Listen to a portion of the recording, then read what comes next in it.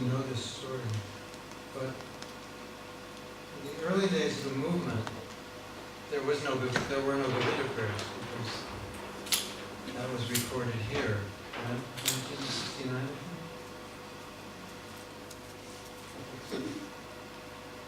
So, your great country is famous in Hare Krishna movement because this is where the Govinda prayers were recorded, right? So, before that, every morning, we didn't have reading of the evening, but before that, every morning we would chant Govinda Mani Krishna, a few shlokas. Prabhupada asked us to do that. I don't remember exactly how many verses, or something like before class. There was no Guru Vandanam, there was no reading of the evening. I remember.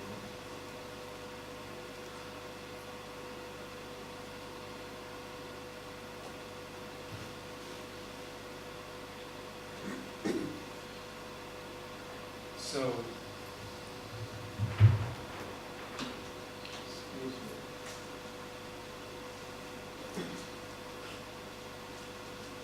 So when the Govinda prayers came out, Prabhupada really liked them. And we were told when Prabhupada first heard the Govinda prayers that he cried. I was very moved by that. And then he said, when we greet the deities in the morning, we should play those prayers. And then there was a contingency of devotees who objected. Imagine objecting. I don't know, maybe they thought that somebody really wasn't what Prabhupada wanted, or somebody was spreading rumors, or they forced Prabhupada, something. So they wrote a letter to Prabhupada and they said that we're hearing the voice of a woman. A letter by the Brahmacharya, represented by one writer. Said, but Mahaprabhu, in the Chaitanya Charitamrita, heard the voice of a woman, and he ran towards that woman, and his servant saved him. He was about to embrace her. He didn't realize it was a woman. But anyway, Prabhupada said that a brahmachari sannyasi shouldn't hear the voice of a woman chanting, because he might become attracted more to the woman's voice than to what she's chanting. So that was the idea. So they wrote Prabhupada and they complained that there's so many men in the temple and we're being forced to listen to the voice of a woman. Did you know that? Did you know that? Okay. They wrote a letter. And then in the second part of the letter it said, this is rock and roll music. Because in this recording, if you listen carefully, there's drums, there's guitar, and there's bass. And without drums, guitar, and bass, you don't have rock and roll. And that's the basis of rock and roll. And rock and roll music is kind of from the lower regions of the universe, generally. Right? Lower consciousness. So that was the second argument. This is rock and roll music. It's rock and roll music and it's played in the temple. Maybe if you listen at home, that's one thing. But it's being played every morning in the temple. A woman chanting and rock and roll music. So they thought that they were standing on solid ground in that argument. And Prabhupada would agree. But he didn't agree because he appreciated the devotion. And so Prabhupada said, no, in Sankirtan there are many people chanting together. That was this, kind of just blew them off, basically. What? Without saying, this is a crazy idea, and you're stupid, and you're fanatic, and you're just an agitated brahmachari, and grow up. He just said, no, this is Sankirtan. and as many voices chanting. So I thought it was very interesting that sometimes, something philosophically may seem so clear, but bhakti's it's more than just philosophy. And Prabhupada, he appreciated so much the mood of this song, and the devotion, so much that he was crying. And he liked it so much that he wanted it played. So if your spiritual master wants something, don't object. Don't try to argue philosophy to convince him that he's wrong. and a lot of times, a lot of times philosophical discussions come up, and one thing I always think of this story, and I think, well, what would Prabhupada want? So, there's arguments on this side, there's arguments on that side, and sometimes the solution is, well, what would Prabhupada want? And there's another story, an interesting story, that, I don't know if you know this, but there was a time in our movement when devotees used to go out on book distribution in Dodi and Sari. The men in Dodi, the women in Sari. Although sometimes we had a man who was coming to the temple in Dodi, but one day he came in the Sari. So we didn't know what to do, so we wrote Prabhupada. This was 1969. What did we know? So we wrote Prabhupada and said, Prabhupada, he's coming in the sari now, what do we do? And Prabhupada said, tell him to decide what he is and be Krishna conscious. Practical, right? So we would go out in dhotis and saris. I wouldn't wear a sari, but we would go out in dhotis and saris. And then what happened was, we used to go to downtown areas, because at that time, I don't know about here, but that time in America, that's where everybody was. They were downtown. That's where everybody shopped. There were no shopping malls. The shopping malls was a new phenomenon. So as the shopping malls developed, devotees began doing book distribution in the shopping malls. It was a new phenomenon, like in the 60s. I don't know about here. Downtown is where you shopped. So, but by around 1972, we were not allowed to distribute books in the malls. So you go in there and then you'd be caught. So the devotees thought, well, if we don't wear dhotis and saris, they won't notice us. It wasn't the idea wasn't if we don't wear dhotis and saris, it'll be easier to talk to people.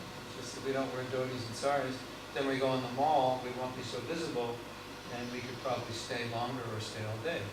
Security won't notice us. So they started doing that, and then they noticed it was easier to talk to people because they weren't dressed in dhoti and sari. So a lot of devotees didn't like that.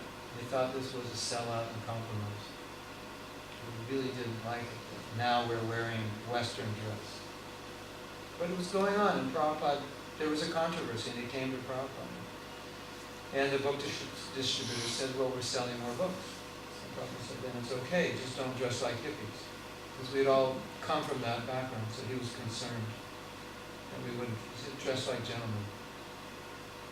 So, about 1973, I was with a group of devotees in one temple, and we didn't think it was necessary to dress in Western dress. We thought we could go out in dhotis and saris and do just as well. So we were kind of revolutionary. We wanted to prove our point. So we went out in dhotis and saris for the Christmas marathon, and we did just as well. And we were excited because we thought we are better than those who are wearing Western dress, who don't have the faith that if you just present Krishna consciousness in a straightforward way, people will accept it. So we were a little self-righteous, perhaps a little proud. We just thought we thought we had solved the problem. We solved the dilemma between plain clothes and dhotis and saris. So we wrote Prabhupada, and we were very proud, telling Prabhupada that we are wearing dhotis and saris and we're doing just as well. And we thought Prabhupada would say, good, tell everybody, let everyone know you can do it in dhotis and saris. And Prabhupada wrote us back and he said, if you feel more comfortable wearing a dhoti or sari, then you can do that. That's all he said. And he just deflated our false ego. So it was another incident where You could analyze something philosophically and conclude that this is the right thing, but if your spiritual master doesn't agree, what's the point? So Prabhupada wasn't going to go with this idea that you're better because you wear dhoti and that we're going to tell the whole movement you have to wear dhoti and so on. Because his pleasure was in the number of books distributed. Right? Nice story. Not many people know the story, only the devotees that were there. There's only like 4 or 5 of us that wrote that letter, so we're really the only ones that know it. But I always found that to be interesting. Okay, so we are, the assignment for today is we are going to summarize. Is that it? Supposed to summarize the 10 topics of Bhagavatam. You've already discussed that briefly. All right, so it's time for a pop quiz. What do you call those? What do you call it here in England when you go to class and you get a test and the teacher didn't tell you? Call it a pop quiz? Surprise test? What do you call it? Surprise test is good because this is a surprise. If you don't pass the test, you don't get breakfast. So. Now, somewhere on my computer I have my notes. But the question is where? Okay, yes. So, in order for me to do anything beneficial for you, I need to know what you already know. So, can you tell me what you already know? You can raise your hand and I'll call on you. And what have you learned? What have you understood? What do you know so far? So I can kind of know what not to repeat and where we can go with this. You've basically learned, you've had 2 classes, 2 hours of classes. So you're going to later go into it in depth, right? And then, so what did you learn? The difference between a Purana and a Mahapurana? Did you learn that? 5 topics in a 5 topics are covered in the Puranas and 10 in the Mahapuranas. And you learned that? And then because Bhagavatam covers 10 topics, it's considered Mahapurana. What else? What else did you learn? You forgot already? It was only last week.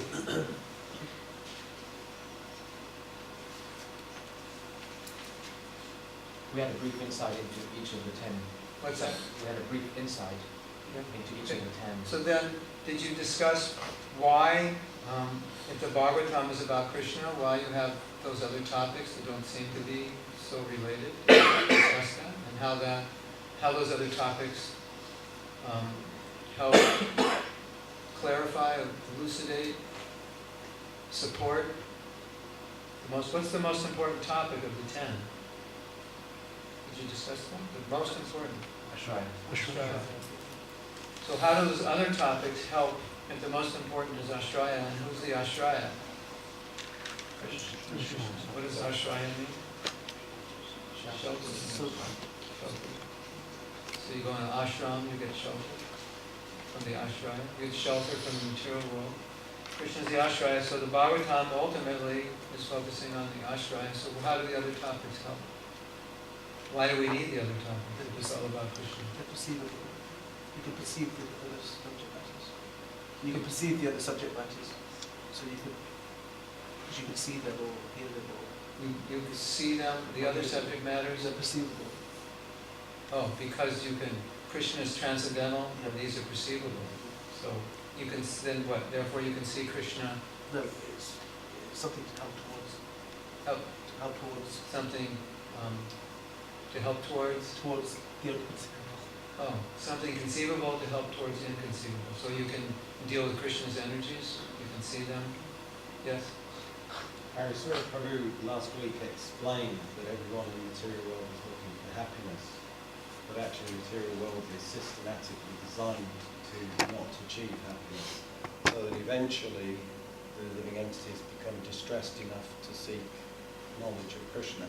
and that the Srimad Bhagavatam is a systematic education for the living entities, particularly through the first 9 cantos leading to the 10th canto, which would give us an understanding of the Shrine.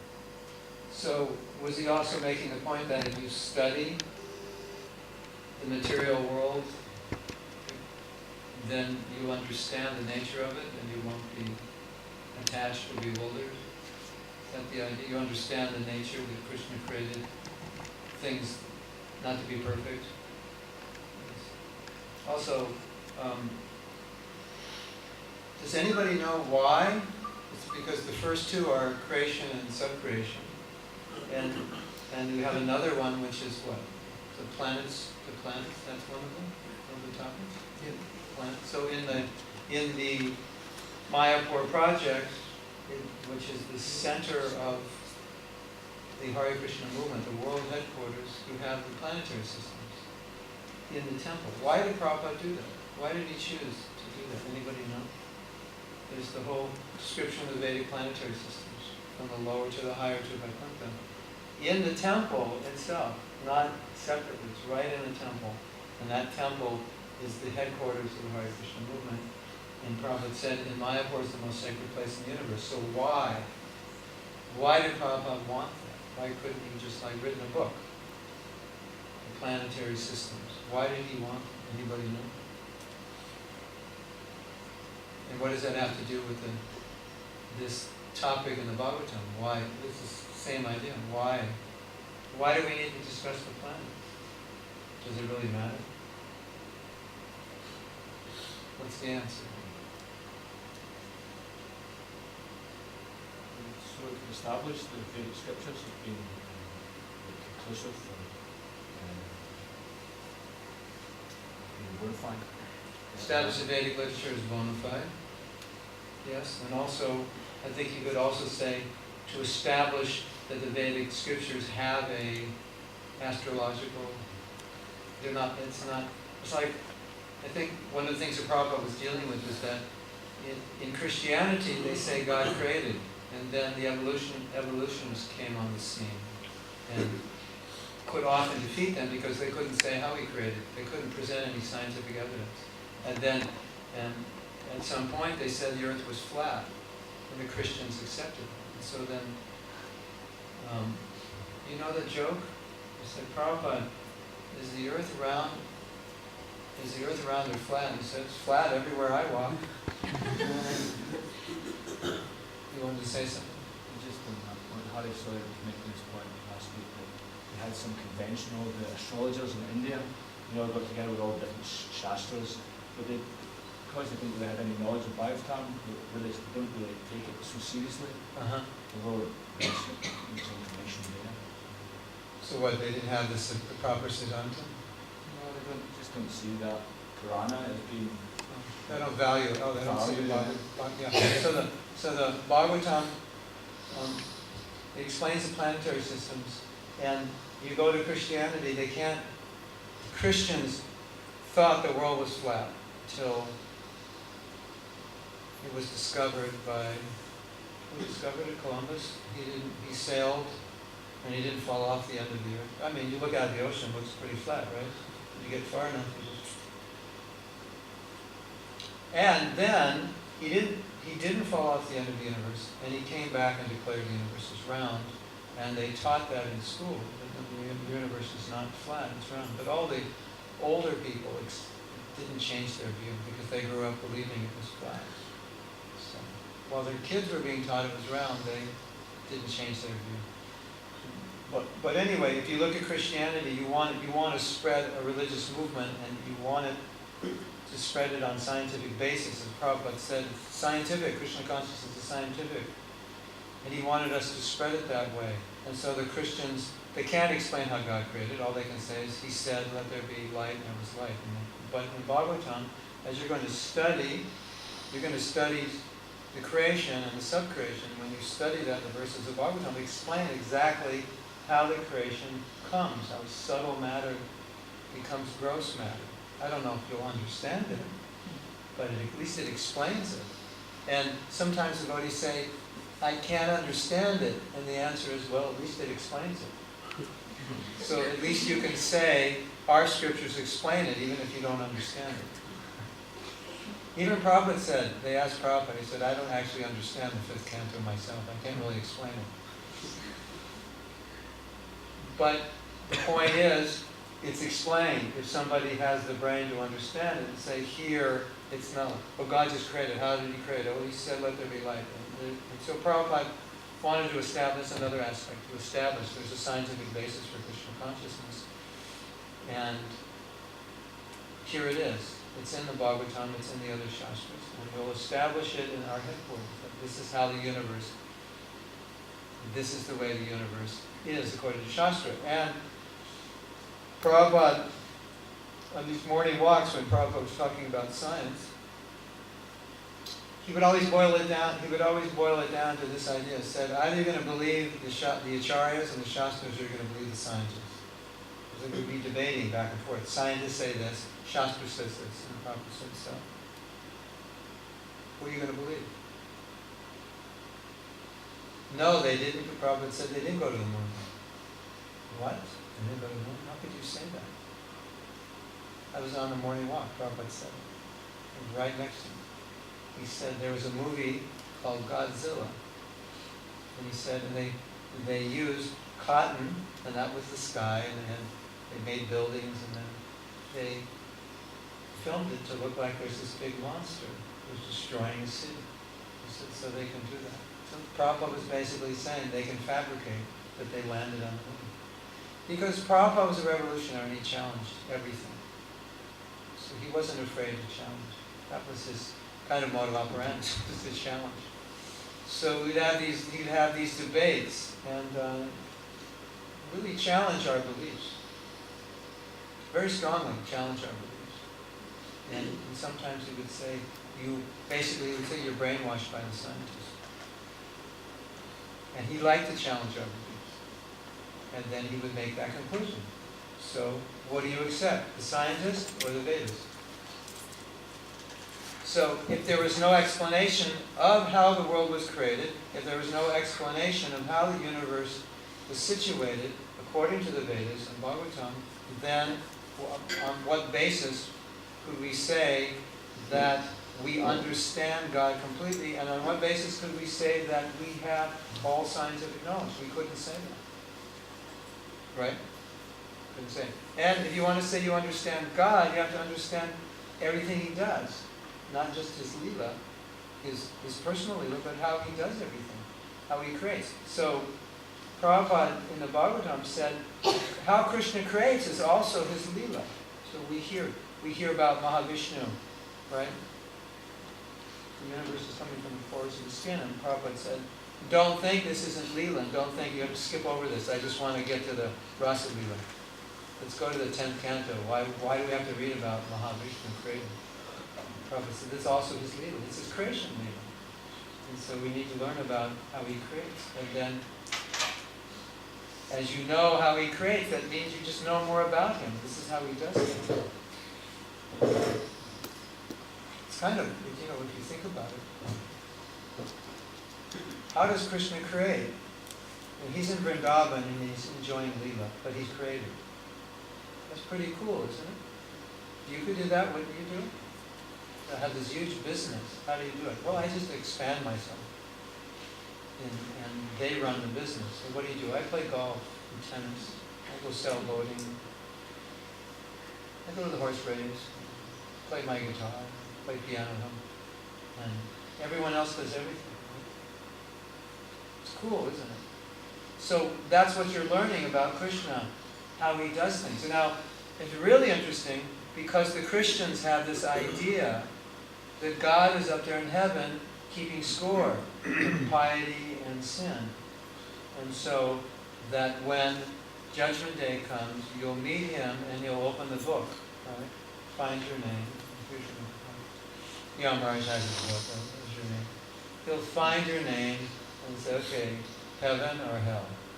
That's what God does.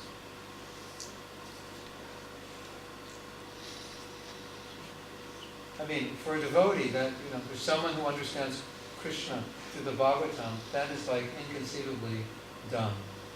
That's how God will spend his time. Keeping track of sin, and then, oh, this one goes to hell.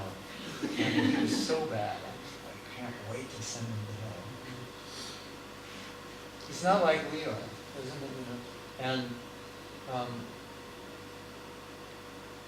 so, I ask people, the people say, what is God? I say, if you were God, what would you do? You sit around. Would you be an old man with a beard if you were God? I mean, you're really old, right? You must have a long white beard. You must be pretty wrinkled because you're billions of years old. You must look really horrible. And does God have arthritis?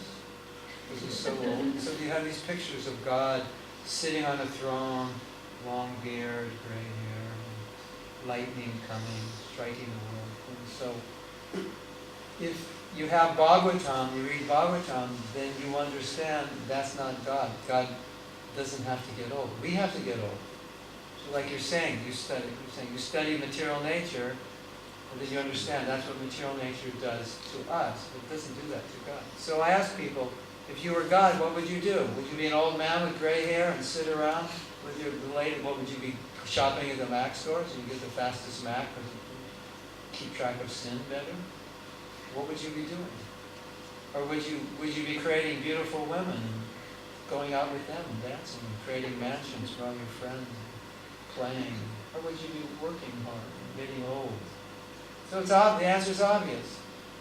If I were God, I'd be creating a lot of beautiful girls and enjoying life, wouldn't I? I mean, right? So that's what he does. But you can't understand that unless you read the whole Bhagavatam first. Understand whatever else, all the other things he does.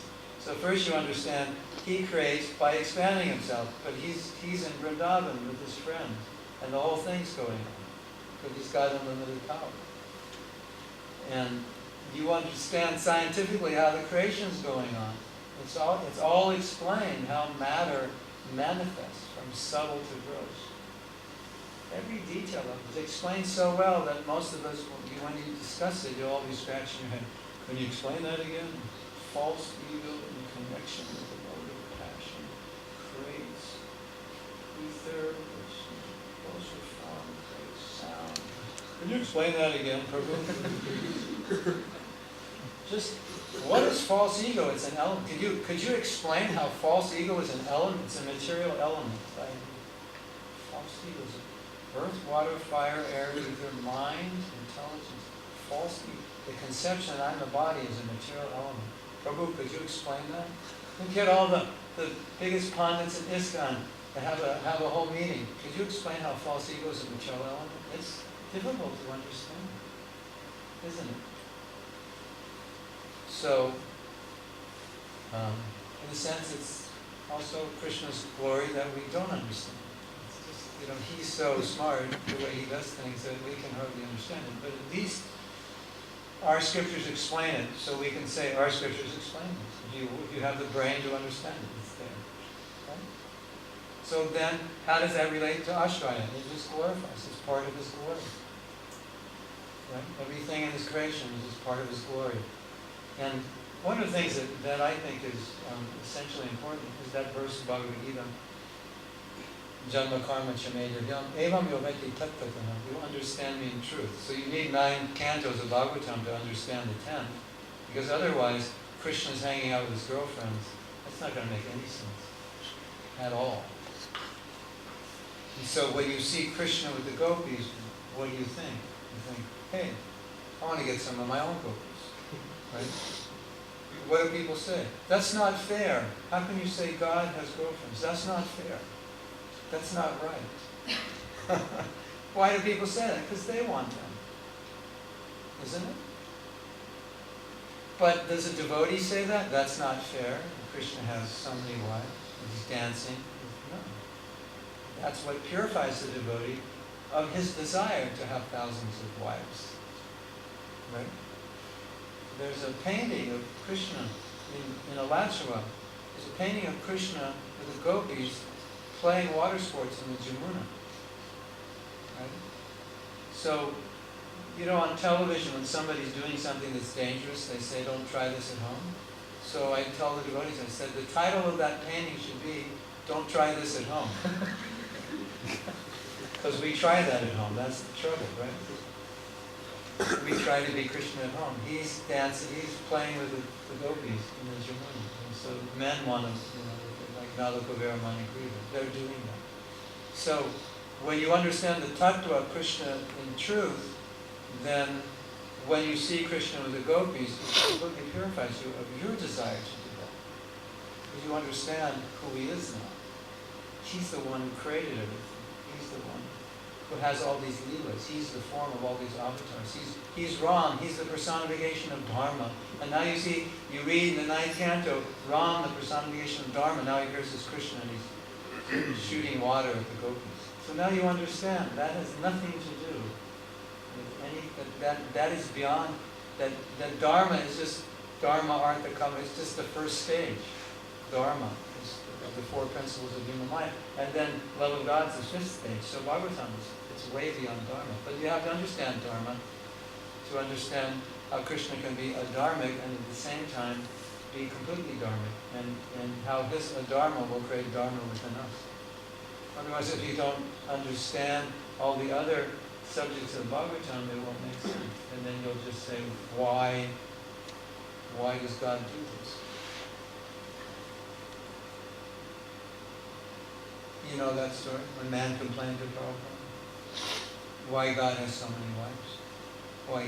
Why God is stealing other men's wives?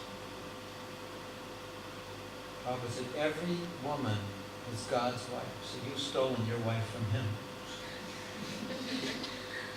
See, that's the proper understanding. Every woman belongs to Krishna. So any woman you have, you've stolen from him. And then, who are the gopis? Who is Radharani? So you learn in Bhagavatam about Krishna's energies. He expands into different incarnations. Plenary portion. But that's another topic. You know, you read in the Chaitanya Charitamrita, it's described a whole science. Different kinds of expansions to do different things. It's like you could take a whole science class on Krishna's expansions. But who is Radharani? Who are the gopis? They're his own expansions. So now Krishna's really playing with himself. Because he expands from himself. Right? Isn't it? Isn't Radharani an expansion of Krishna? And aren't all the gopis expansions of Radharani? So all Krishna's really doing is playing with himself. He expands himself and then for his own enjoyment. But if you come from the mundane point of view, then you see it as ordinary lust. Right? It has nothing to do with that. So you have to understand that through the Bhagavatam. All the incarnations. So all the incarnations are described, the Leela avatars. Isn't that one of the topics? Leela avatars. So you understand this whole science about Krishna expands, and then you come to the 10th canto and you see that when he's playing with all these Shakti Tattva, these eternal subjects, they're just expansions of him. It has nothing to do with boy and girl. But if you don't understand that, then when you see it, then you just see boy and girl. You become agitated. It's completely transcendental. And it totally purifies us by hearing about those pastimes. So basically what we're learning is there's a high qualification to understand Krishna's pastimes. And if you understand them in truth, tattva, then you're liberated. So it's kind of like you won't, unless you're liberated, you won't understand them in truth. And if you understand them in truth, you'll be liberated. It's like, you know, it works together. But you need that understanding. In the early days of the movement, not so early, but maybe 75, there was a group of devotees, and they understood that the highest pastimes were the pastimes of Krishna and the gopis, so they had reading groups, like you're doing your reading groups. And you're reading Bhagavad Gita, well, they were reading Gopi, only about the gopis. That's all they read. And so some devotees thought that this is not right. And eventually came to Prabhupada. And their argument was that by hearing about the gopis, you'll be pure. Prabhupada was saying, this is not right. This will end up that men and women were reading together in Prabhupada. It'll end up that women will become pregnant. That'll be the result of them hearing about the gopis. And they said, Prabhupada, but the argument that this is the highest pastime and you become purified. This is the most purifying pastime. Is if you understand Krishna's pastimes of the gopis, then you become completely purified of lust. And Prabhupada said, but in their states they'll become putrefied. Instead of purified, they'll become putrefied because they're not qualified enough. And so Prabhupada said, why are the other cantos in the Bhagavatam there? Why are the other leelas there? Is it just Krishna has one leela? But then you understand, what you understand also from the Bhagavatam is that the leela with Krishna and the gopis is the highest, so that's the culmination. But and every other leela, every other relationship, it all supports that relationship. It's like Madhya Soda, who did she get to cook for Krishna?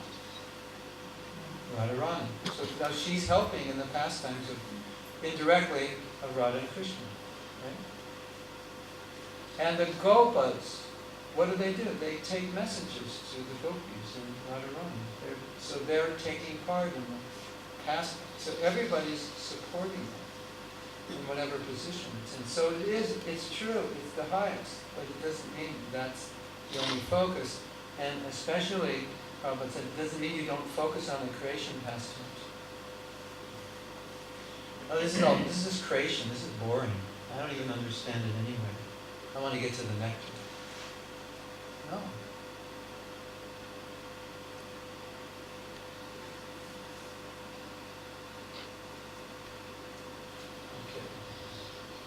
What else did you learn?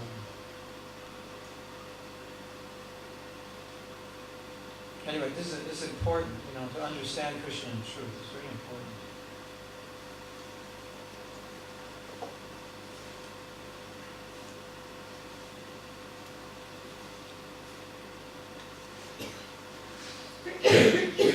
What else did you learn? Anything? You remember? Yes. I don't know what you're referring to, but if I could just add that Ramananda told me one time that Prabhupada had said to him that this verse, Janma Karma Chame Divyam, is the most important verse in the whole Bhagavad Gita. Wow. I'll have to repeat this for the internet. Prabhupada told Brahmananda, the Janma Karma Chame Divyam verse, which we're discussing, one who knows my pastimes and truth. That's the most important verse. So, how will you understand the pastimes? Through the Bhagavatam.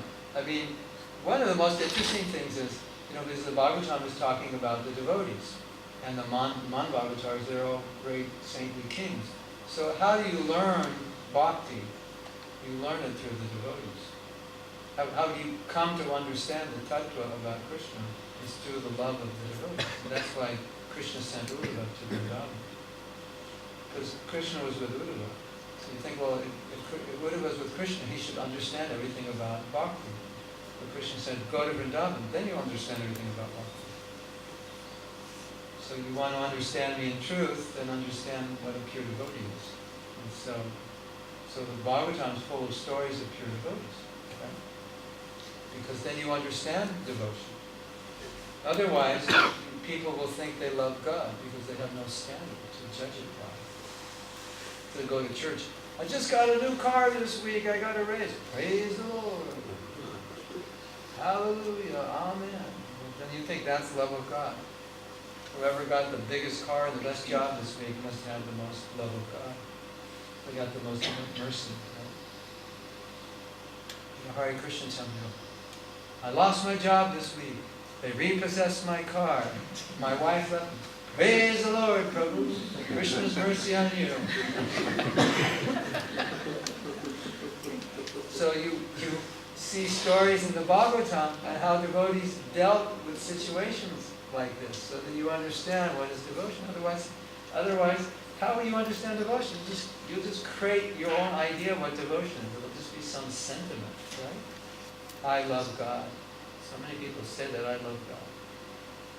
Prabhupada was on a morning walk and he played the part of someone and said, I love God. You know that morning walk? Challenge, I love God, so the devotees sing. No, you don't. If you love God, this, that, and the next thing, probably. No, I have my own way. This is how I do it.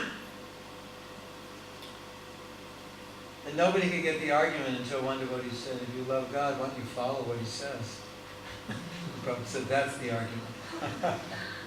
So otherwise, if you don't have examples of devotees who are pure to say, this is what love of God is, then how do you know? So Bhagavatam is full of stories. And not only that, the devotees are in situations which we are also in, so we can see, oh, this is how I'm supposed to act in this situation. This is how Ambarish acted. This is how Prahlad Maharaj acted. This is how Maharaj Priyavrata acted. He didn't even want to get married, and they forced him to get married. What did he do? How did he deal with that one? Interesting, isn't it? Like we were having some classes in Mayapur, and Bhaktivedanta Purnaswami was saying, you know, if you look at the Bhagavatam, it's like everything that could possibly happen to any of us in this world is happening to devotees in the Bhagavatam. You know, say, but Prabhu, you know, I had a very nice life before I was a devotee, and you know, Krishna took everything away. It's really hard. And so, wait a minute. Bali Maharaj had a better life than you. He had way more than you, and he had way more taken away than you. So there's these extremes in the Bhagavatam. So anything that's going to happen in your life, it's already happened to devotees in the Bhagavatam. But more extreme. They had way more wealth, and they had more taken away. So you can't say, oh, Prabhu, I came from such a high-class family, and now it's so difficult living in the temple. So wait a minute. Look at these devotees. Look at these kings. They had way more wealth than you. And look at how they dealt with it. So every situation we have to go through, it's there in the Bhagavatam, it's discussed. So then you understand, okay, what is love of Krishna? They don't have to concoct it. It's sentimental. This is it, and this is how I deal with this situation. Everything, right? Every trouble, you know? Every difficulty. Does Indra have trouble? There's all kinds of trouble. Okay? And he gets himself into trouble, so that you see. And then he's remorseful. How does he deal with it? He asks Krishna to forgive him. Pride. Brahma becomes proud. Do we become proud? Not do we become proud. Are we ever not proud? So there it is. Brahma's there. I'm praying, please. I don't become puffed up when I do this. Everything's there. So we learn through the devotees how to love Krishna. And then you get to the 10th canto, and there's the gopis. And then you learn about that kind of life. So, what else did we learn?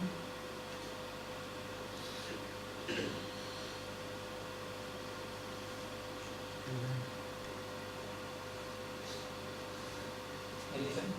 Yes.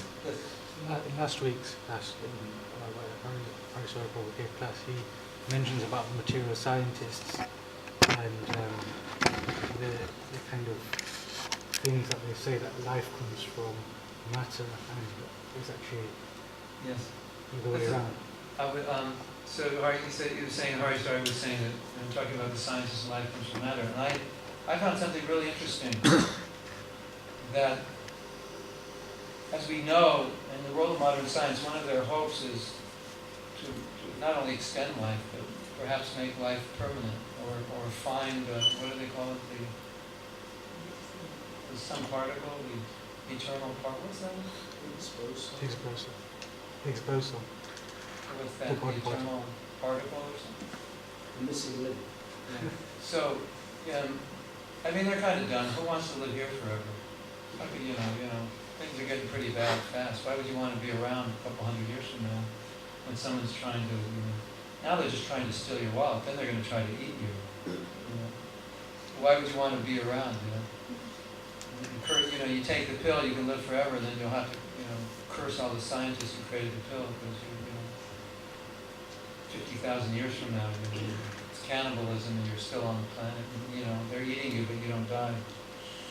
So that's number one foolishness, right?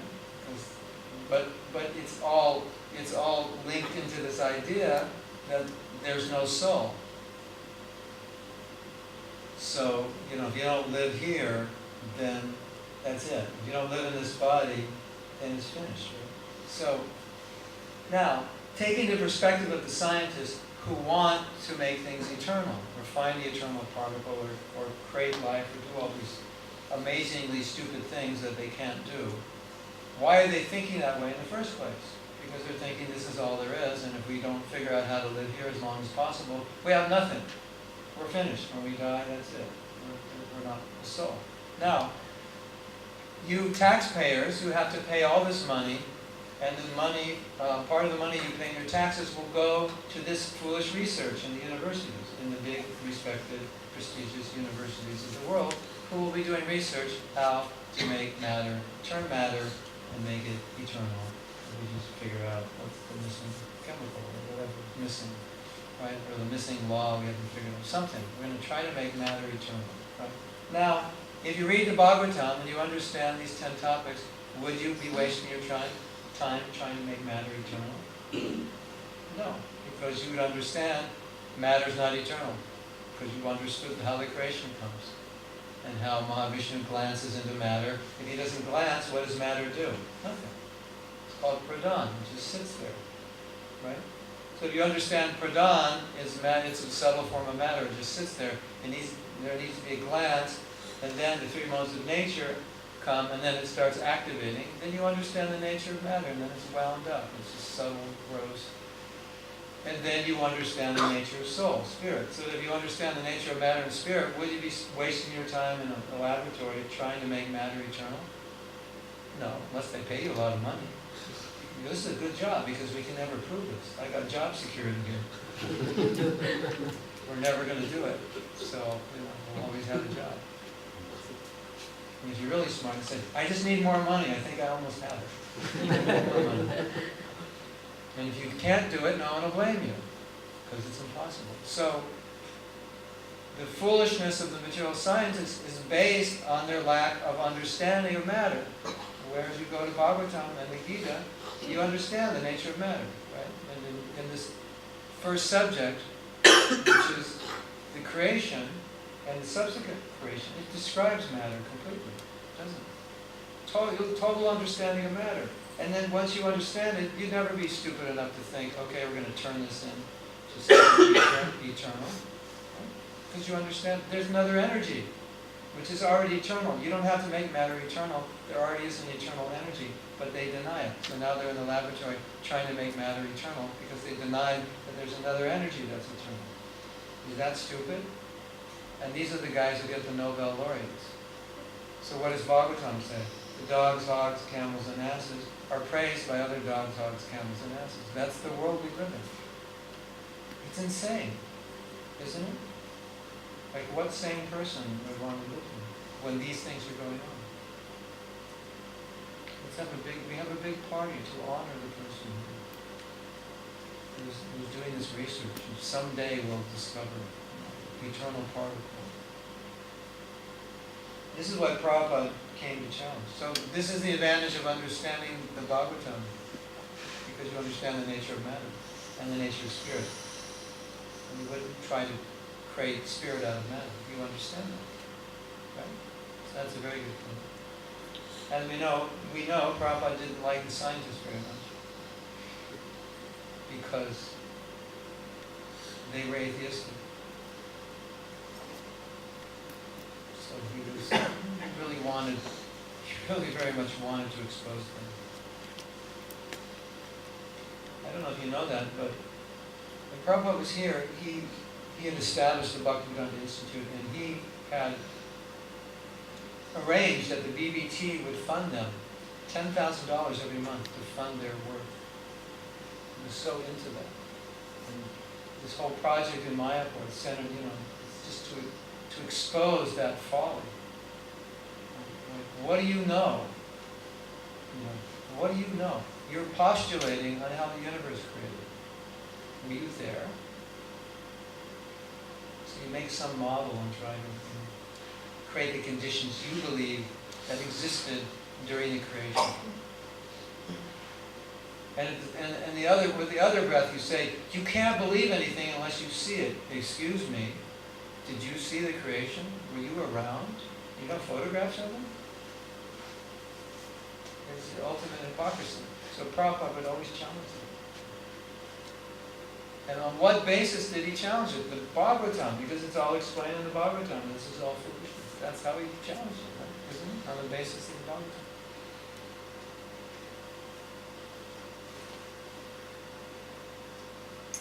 And he liked it when devotees challenged scientists.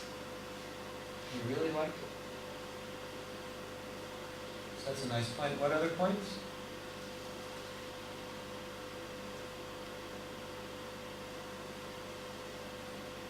Ladies, do you remember anything? Prabhu developed this idea that the perspective is very important in our daily life. So the perspective is whether we look at something from bottom up or we look at something from up and down. And the perspective would be a spiritual perspective. So how to see the spiritual in everyday occurrences, rather than a perspective which is a material perspective, which is the prevalent one, that in day-to-day lives we actually have a vision which is from bottom up. Yes, that's a good point. And then I'll add to that something interesting.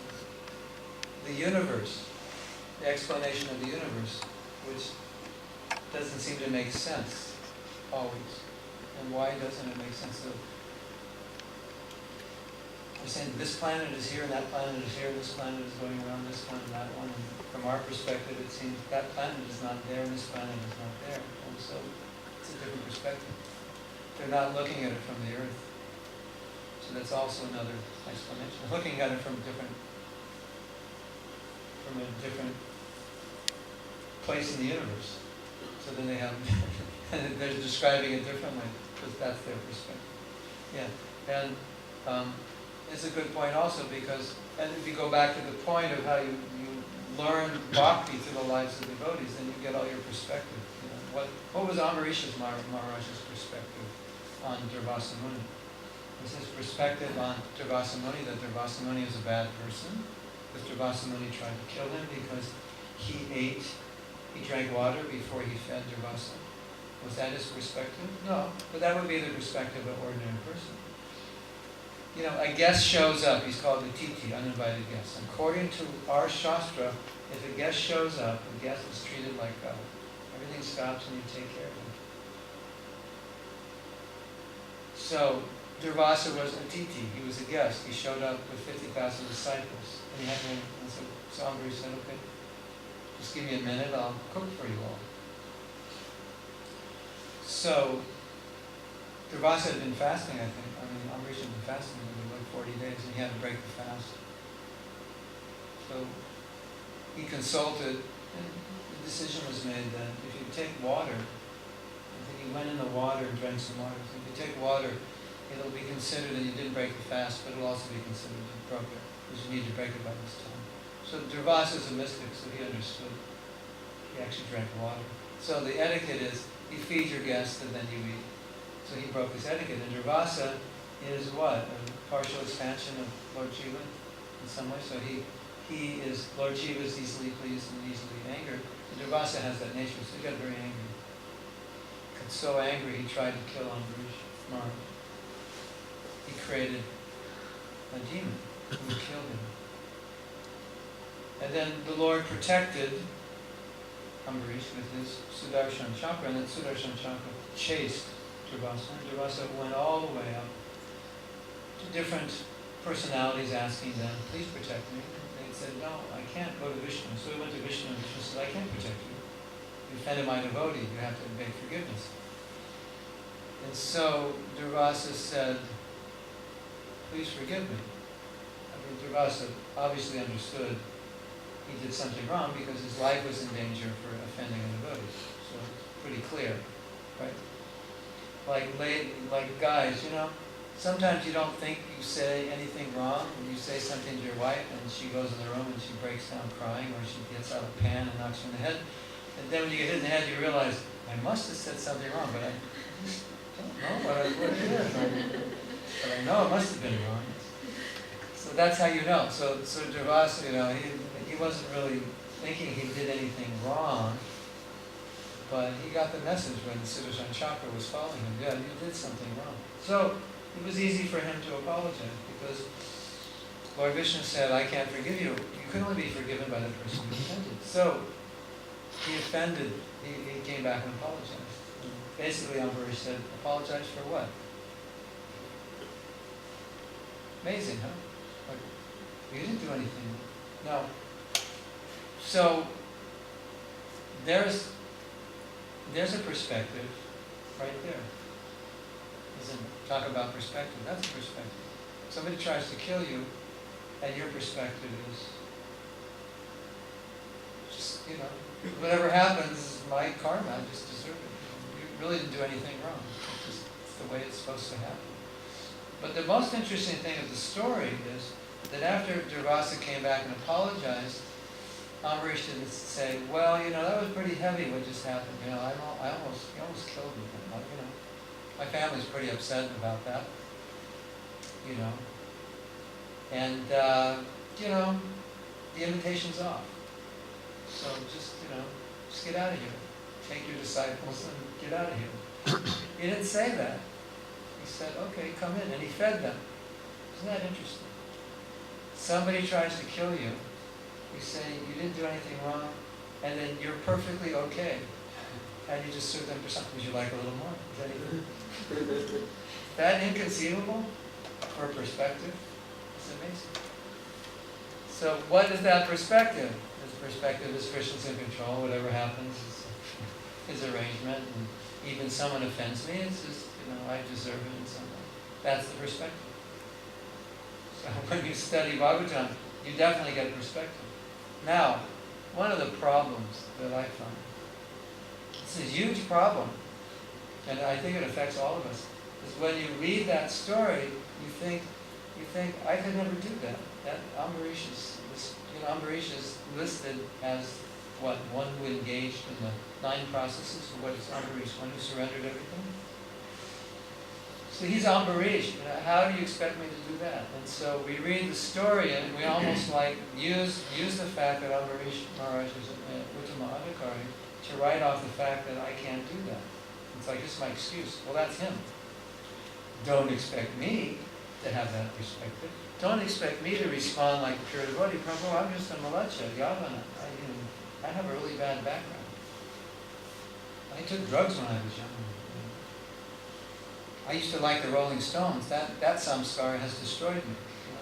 I'm useless. That's the way we often take things. And here's this exalted devotee. So it's out of my league. So because it's out of my league, I don't have to follow that example. But then we'd have to ask the question: why did Krishna put those stories in the Bhagavatam if they're not for us to follow? If they're us to say, if it's just a nice story. Well, it's a nice story. What time's breakfast anyway? Is that it? There's a nice story. But anyway, what's for breakfast? Do we have dessert today? Is that what I'm interested in?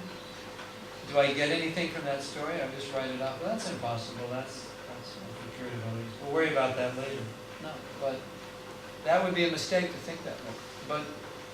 But we understand the principle. Okay, somebody tries to kill you. Maybe you'll be a little upset. Maybe you don't want to invite him back for dinner. But what's the principle? Nothing happens without Krishna's arrangement. Have to accept it. That's the principle. So maybe you can't be Ambarish, but you learn the principle. And if we don't learn the principle, then we don't take full advantage of that portion, those portions of Bhagavatam where these great devotees set these examples. What is that example? What are they teaching us? Okay, your father's trying to kill you, and you just sit there and chant Hare Krishna. All right. Well, what's the lesson? Maybe I can't do that. Maybe I would defend myself. Maybe I'd run away. Maybe I'd scream, Krishna, help me. But what's the principle? Krishna's ultimate protector. Ultimately, you can't protect yourself. You have to depend on Krishna. That's the principle. So that's what we learn. Right? If you're thrown off a mountain, it might be kind of scary. Well, how high was that mountain that Prahlad was thrown off? Anybody know? I always had this 80-mile mountain in my head, but that was Krishna Balaram jumped off an 80-mile mountain.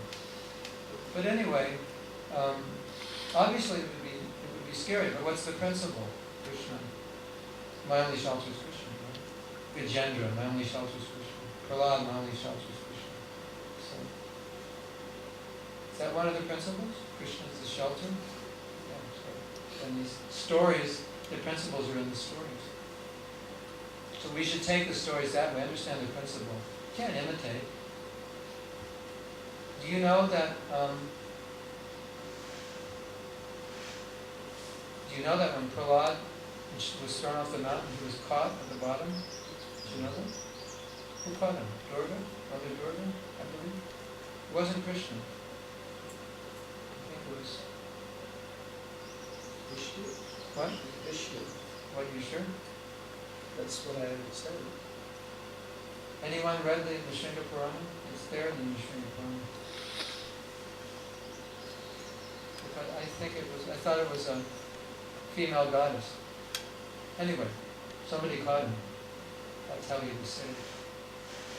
Because he saw that he was falling to Mother Earth. Oh, Mother Bhumi caught him. He saw that he's actually Yeah, there must have been Mother Bhumi. he's falling to a mother. I don't know if it's Yeah, no, that makes sense. Anyway, Mataji was telling us, Bhumi, that's true. Bhumi caught him. Yeah, all right.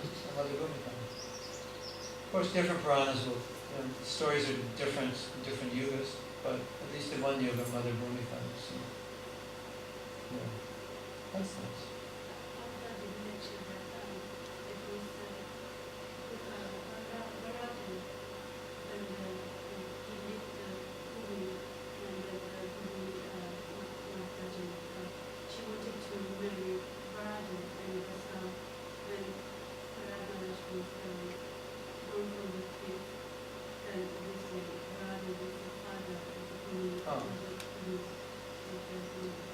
So Varaha Dev and Bhumi were married, and so Bhumi's, the earth, was the mother was saved by the father, and then the mother saved Prahlad. Something like that. it was that Prahlad was not afraid when he was thrown from the top of the cliff. So instead of seeing the fearful situation, he actually saw it's the arrangement of the Lord and it's his mother down below waiting. So similarly, like telling his little son, he was thrown into the pit with the snakes. So then Hiranyakashipu said, these are the most poisonous snakes. How is it you're still alive? How is it you were not destroyed? And he said, another creation, he saw the He saw Anantasation, the snake. That the Lord is lying in the shades of the red snake. So the perspective is that he's actually seeing protection. Yes. He's seeing a higher perspective than ordinary. Yeah, there's also a story of during the time of partition in India, they would have the sirens would go off, and then you turn your lights off and close your window shades because they were coming in, I guess, to bomb. And siren went off. I think there was an interview with Prabhupada, and he was asked about that. Maybe it was a current event or past event, I don't remember, and Prabhupada said, so what about the bombs? And Prabhupada said, we see them as Krishna in the form of Kala. And you just see Krishna everywhere. So this is a nice story, Prabhupada. He's always seeing Krishna. Perfect. And like the same thing, the poison in the prasadam. The poison in the food he offers it. It's prasadam, it's not poison. But the interesting thing about this is that this conversation came up, and Prabhupada was asked, he said, this prasadam that we're eating sometimes is very spicy and devotees get sick. And so what do we do? Prabhupada was saying, you should see it as prasadam. And so he's given the example, either the devotee asking the question or Prabhupada was given the example that Prahlad had so much faith. His faith was such a high degree that even food had poison in it, he offered it to Krishna. And then he took it as prasadam, and he didn't get sick, he didn't die. But then Prabhupada said, but you can't imitate that. So you have to act according to your realization. So if you have that level of faith, you can do that. He said, but otherwise, he said, Krishna consciousness doesn't mean it's a challenge to material nature or a challenge to the laws of nature. Well, Prahlad did that. Prabhu's, I've got the cyanide today, so it's going to be a test of faith on a scale of 1 to 10. Of course, if you don't pass the test, we have the ambulance out there. And, you want to sign a paper here where you want to be cremated or buried, and you want to Mayapur or Vrindavan. A nice story for the newspaper. Good publicity for Leicester. Hare Krishna cult, test their faith with cyanide. Mahatma Das, president of Sridhar Mayapur, came to test the faith of the Hare Krishna devotees of Leicester by putting cyanide in their prasadam and telling them if they offer it with love and devotion and have faith that Krishna has eaten this, they will not die. Unfortunately, nobody lived. He is now being held in the Leicester jail on charges of mass suicide. At least I become famous. You'd all be dead. Sometimes people, these mad people, do things like that so they can get in the newspaper and get some fame. So Prabhupada was saying, so it's an interesting point. You think, look at Prahlad's faith. He had such faith that his faith neutralized the effect of the poison. But Prabhupada said, don't imitate it. So you have to act according to your realization. So it's not that, hey, we're going to challenge nature. We're driving to Rath Yatra on 1 liter of petrol, and Krishna is going to get us there, because I have faith in Krishna. Maybe, if you have a lot of faith, maybe Krishna will expand the petrol, but generally we don't challenge material nature on that level. But of course Prahlad basically was, but Krishna, he had the faith, so Krishna was coming, right? So Prabhupada said, act according to your realization. So, fortunately, today we won't have the test of faith. But I won't give it to you until I'm certain that you'll pass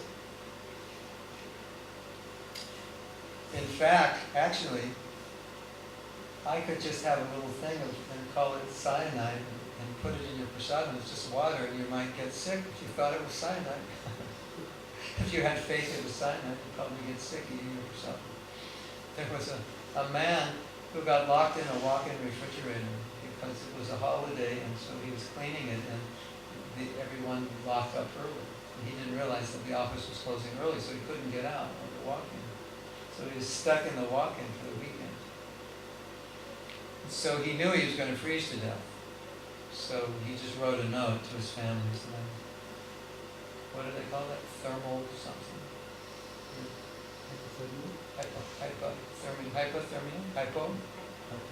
Hypothermia. So he wrote it and said, I'm going to be dying of hypothermia, and I love you, and so like that. And so they came on Monday morning, and they did the autopsy, took him, and he died of hypothermia. But the very interesting thing was, the walk-in wasn't plugged in, and the temperature was 17 degrees centigrade. So he believed himself into dying. He thought it was freezing. He froze himself to death by his belief. Yeah, it's true. And there's another experiment where a control group of people who had the same problem with their knee, and they weren't told what was happening, but they all had surgery, except half of them only had a cut, and they cut their knee and then they sewed it up. And they said, okay, surgery's finished. They didn't do anything. And the other people, the knee was cut and the surgery was done. And a year later, they looked at the recovery of both groups, and both groups were told the surgery was done and the recovery was equal. The group who had the surgery and the group who didn't. Isn't that interesting? But they were all told they had the surgery. So those people healed themselves by believing that they had the surgery. It's true. True story. So then you can kind of understand that Prahlad's faith was such that this is prasadam. Quantum mechanics, your consciousness affects matter. Amazing, huh? So, should we end here and celebrate with prasadam? The moment you're all waiting for. And celebrate. Class is over, Prabhu. It's time for prasadam. Thank you very much. Srila Prabhupada ki jai. Goodbye to all of you. Mayapur TV Land, we will see you tonight. Tonight, 7 o'clock, London time, we're going to do another program.